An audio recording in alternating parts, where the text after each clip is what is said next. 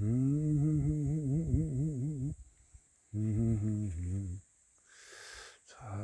이제 신약이라 약에 대한 개발에 대해서 항바이러스제 개발의 어려움은 바이러스 입자는 무생물이라 죽인다는 개념 자체가 적용되지 않는다. 따라서 항바이러스제는 감염체의 내부에 일어나는 바이러스의 정식 활동을 차단해야 한다. 이런 세포가 약물의 표적이 된다는 의미이며 부작용과 효과의 균형을 찾기가 어렵다는 의미다. 이 때문에 항바이러스제 개발은 현대 질병의 제왕으로 군림하고 있는 암을 치료하기 위한 항암제 개발과 동등한 난이도를 가지고 있다. 그러면 코로나19의 증식을 억제하는 항바이러스가 개발되면 중증 감염자의 생명을 구하는 것은 물론이고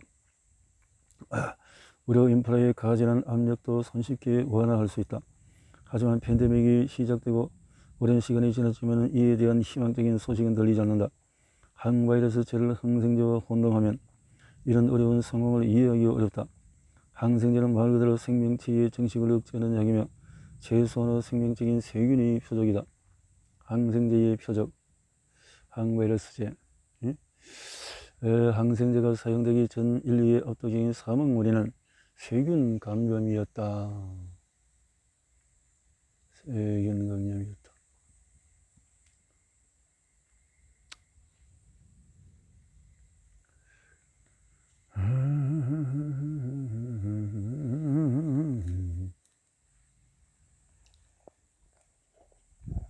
지금은 약국에서 팔지도 않는 신세지만 페니실린은 인류의 평균 수명을 32년 연장시킨 기적의 약이다.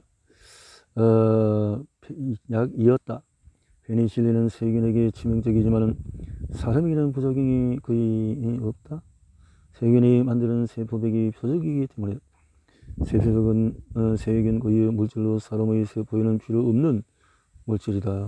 왜 미생물을 죽이는데 그럴까요? 페니실린은 사람 세포에 영향이 없다고?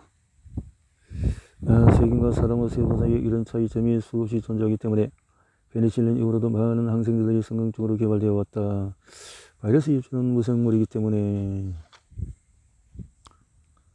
정상세포와 감염세포를 구분할 수 있는 확실한 차이점은 바이러스의 정식 활동 자체이며 바이러스가 만들어내는 중합효소나 단백질 분해 효소와 같은 것이 표적이 된다.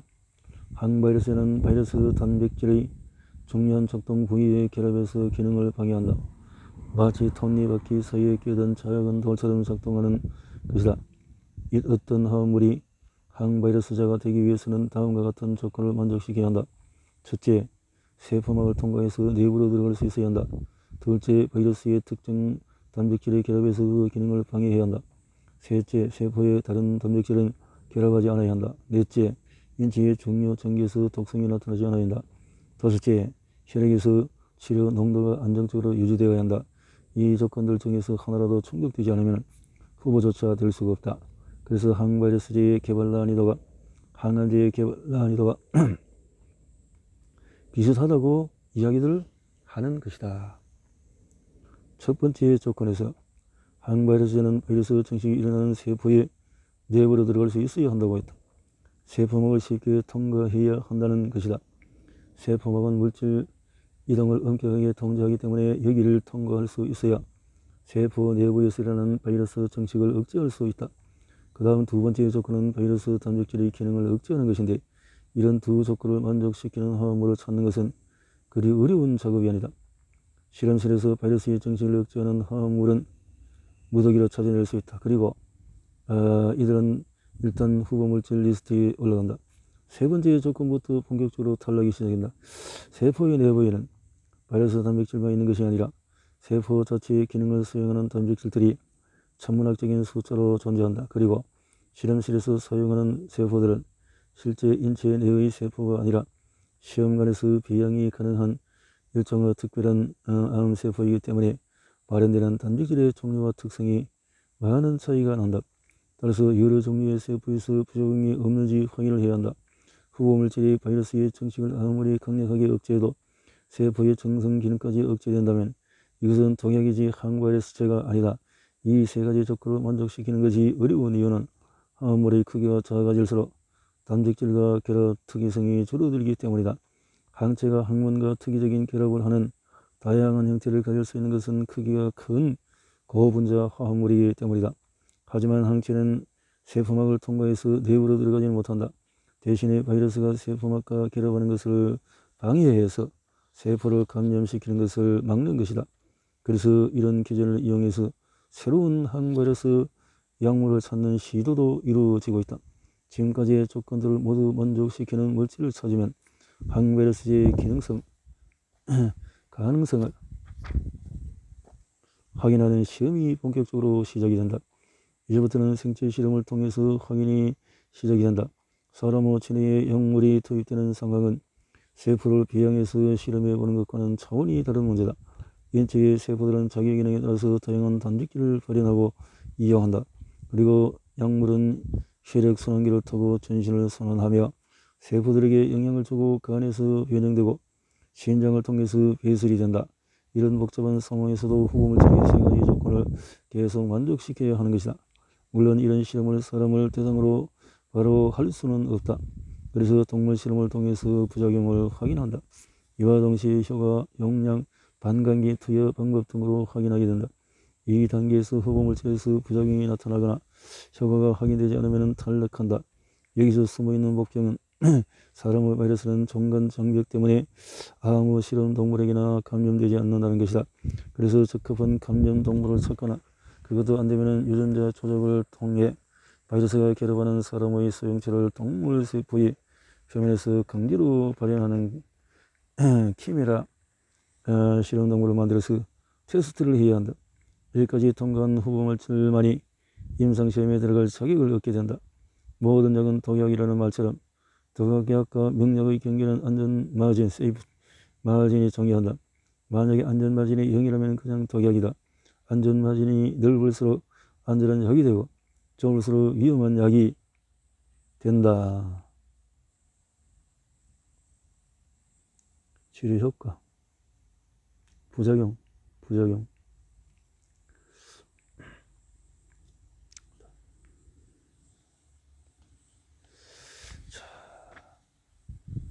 첫 번째 단계에서는 부작용을 확인하는 것이 주요한 목적이다.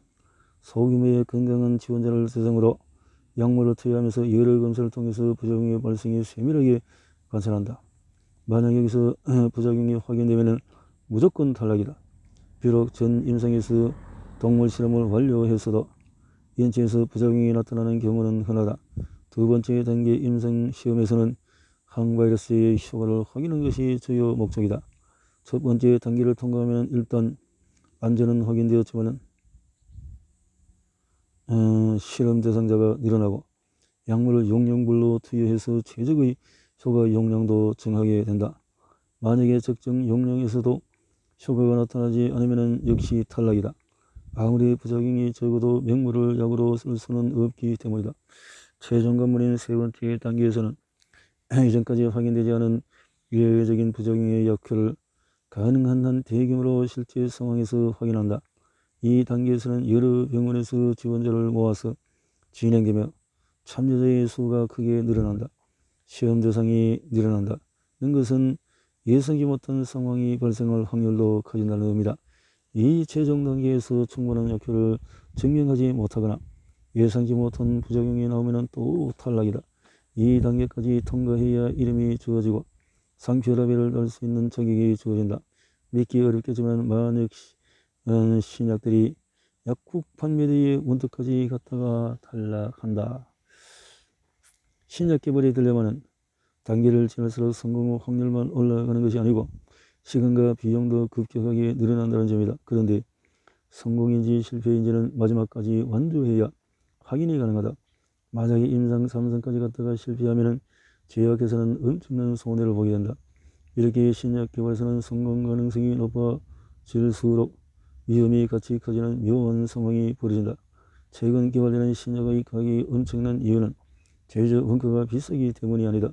그 약의 개발 과정에서 탈락했던 후보 물질들의 비용까지 성공한 신약이 모두 덮어쓰기 때문이다. 꼼꼼하게 반복되는 검증을 거치며 진행되는 신약 개발의 복잡한 절차를 알면은 전문가들이 왜 코로나19에 대한 바이러스제가 당장 개발되기 어렵다고 딱 잘라 말했는지 이유를 알 수가 있을 것이다. 그 대신에 기존의 다른 바이러스를 목표로 개발되었던 약물을 코로나19에도 시도해보는 경우들이 있었다. 이를 약물 재창조리라고 한다. 임상시험을 마친 기존의 약물이 코로나19에 통하는지 다시 한번 시도해보는 것이다. 언론을 통해서 유명해진 렌데시비르, 아비간, 클로로키닌 같은 약물들이 바로 이것이다. 이런 시도의 가장 큰 장점은 임상 2상까지 끝난 약물이기에 환자 치료를 시도하면서 동시에 임상 3상을 진행할 수 있다는 하는 것이다.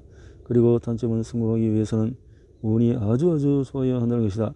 속된 말로 밑자의 본전이라는 논리의 신약 개발 전략이다. 물론 그렇다고 아무런 근거가 없이 이것저것 마구 시도해보지는 않는다.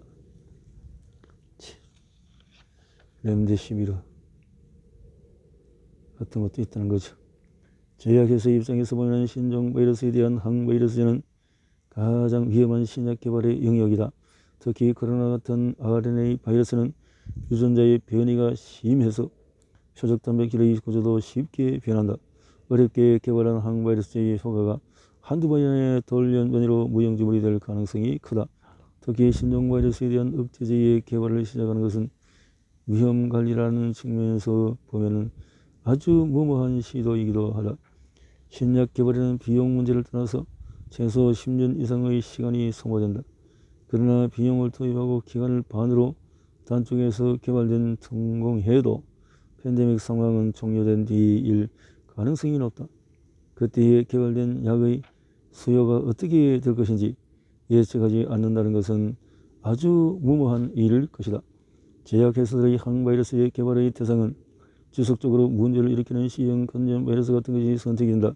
전 세계 인구의 약 2억 명이 감염되어 있는 이 바이러스는 평균 20년 가까이 만성 간염을 일으키다가 간암을 발생시킨다. 그런데 예방 백신도 없고 치료도 아주 어려운 상황이었다. 제약회사는 수요가 보장된 시장이었던 것이다. 이런 이유로 1996년 바이러스의 단기일 구조가 규명되기 시작하자 많은 회사들이 항바이러스제 개발에 뛰어들었다. 그리고 2011년 처음 항바이러스제가 임상 3상을 통과한 뒤로 지금은 치료에 사용 가능한 항바이러스제가 10여 종에 달하고 이제는 치료가 문제가 아니라 개발된 C형 간염 바이러스 표적 항바이러스 제들은 어떻게 조합해서 더 효율적으로 치료할 것인가를 고민하는 상황이 되었다. 이 치열했던 개발 경쟁에서 알 수 있는 것은 항바이러스제 개발의 걸림돌은 기술이 아니라 시간이라는 것이다. 하지만 그럼에도 코로나 바이러스에 대한 항바이러스제의 개발은 이제 본격적으로 시작되어야 한다. 다음 팬데믹의 주인공 역시 코로나 바이러스일 가능성이 높고 지금 시작된 개발은 다음 습격에서 큰 힘을 발휘하게 될 것이기 때문이다. 이런 위험성의 큰 개발이 진행되기 위해서는 국가적인 수준의 개발 의지가 필요하다. 약물을 이용해서 세포 내 바이러스의 증식을 억제하는 치료제는 개발이 어렵지만 항체를 이용해서 바이러스의 입자를 중화하는 항체 치료의 경우는 개발 속도가 비교적 빠르다. 약물 치료제처럼 세포 내부로 들어갈 필요가 없기 때문에 앞서 이야기한 치료제의 제약 조건에서 자유롭기 때문이다. 예방접종의 백신이 항원을 주입해서 적응 면역에서 항체를 만들도록 자극하는 능동면역 액티브 이뮤니티라면 항체 치료제는 미리 만들어지는 바이러스 항체를 주입해서 바이러스 입자를 중화하는 수동 면역이다. 가장 흔한 수동 면역의 예는 신생아가 엄마의 모유를 통해서 A형 항체를 공급받는 경우다. 신생아는 면역 기능이 발달되어 있지 않기 때문에 엄마의 항체는 주변 환경에 흔한 바이러스 입자를 중화시켜준다. 인공적으로 수동 면역을 이용하는 경우는 동물이나 곤충의 독에 대한 항혈청이다. 여기는 독에 대한 항체가 들어있어 뱀에 물려서 응급실에 실려온 사람의 혈관에 있는 독을 중화시킨다. 이렇게 자신의 면역이 직접 만들어낸 항체가 아니어도 체내 항원을 중화시킬 수 있다. 코로나19 같은 바이러스도 동일하게 중화가 가능하다. 감염되었다가 회복한 사람의 피를 뽑아서 처리를 하면 항체가 농축이 된 혈장을 얻을 수 있다. 이 혈장을 바이러스 감염이 진행되고 있는 환자에게 주면은 혈장의 항체가 바이러스 입자를 중화시켜서 감염이 전파되는 것을 억제한다. 이런 개념으로 접근하는 것이 혈장 치료제다. 생각해보는 치료를 위해서 누군가 계속 피를 공급해줘야 한다. 독소에게 물리는 경우는 아주 드물게 일어나지만 지금 코로나19 감염자는 계속 늘어난데 이런 식으로 수요를 감당하기 어렵다. 이런 항체 공급 문제를 현대 분자생물학 기술로 해결한 것이 항체 치료제다. 감염이 되었다가 회복한 사람의 혈액을 이용하는 것은 혈증 치료제와 동일하지만 항체 치료제를 만들기 위해서 항체가 아니라 형질세포의 정보를 얻는다. 이 형질세포에는 코로나19에 대한 항체의 재조합 유전자가 들어있다. 이 유전 정보를 알아내면 분자생물학 기술로 항체를 인공적으로 만들어낼 수가 있다. 하지만 사람의 항체와 동일한 구조로 만드는 데에는 시간도 오래 걸리고 효율이 떨어지기 때문에 대량 배양이 가능한 대장균을 이용해서 인공항체를 만들어낸다. 대장균은 사람의 세포와는 다른 단백질 합성 체계를 가지고 있기 때문에 항체와 유사한 구조를 만들려면 유전자의 조작이 필요하다. 이 과정을 마친 유사 항체 유전자를 대장균에 주입하면 빠른 증식 속도로 대량의 유사 항체를 만들어낸다. 이를 정제해서 환자의 치료에 사용하는 것이다. 항체 치료제는 약물 치료제와 비교하면 개발이 용이하다는 장점이 있지만 단점도 존재한다. 가장 큰 단점은 첫 번째 코로나19 항원의 변이로 무용지물이 될 가능성이 있으며 두 번째로 바이러스가 생성되는 감염세포를 제거하는 데에 한계가 있다는 것이다. 인체의 면역은 항체가 바이러스 입자를 중화하고 세포독성 T세포가 감염된 세포를 제거한다. 하지만 항체 치료제는 세포 면역 효과를 별로 기대할 수 없기 때문에 투여 시기와 용량에 따라서 효과에 큰 차이가 발생한다. 또한 제작 과정이 복잡하고 대량 생산도 쉽지 않아서 가격이 비싸다. 하지만 투여 방법을 표준화하고 선별 사용한다면 의료 인프라에 가해지는 압력을 완화할 수 있기 때문에 방역 측면에서 장점이 있다.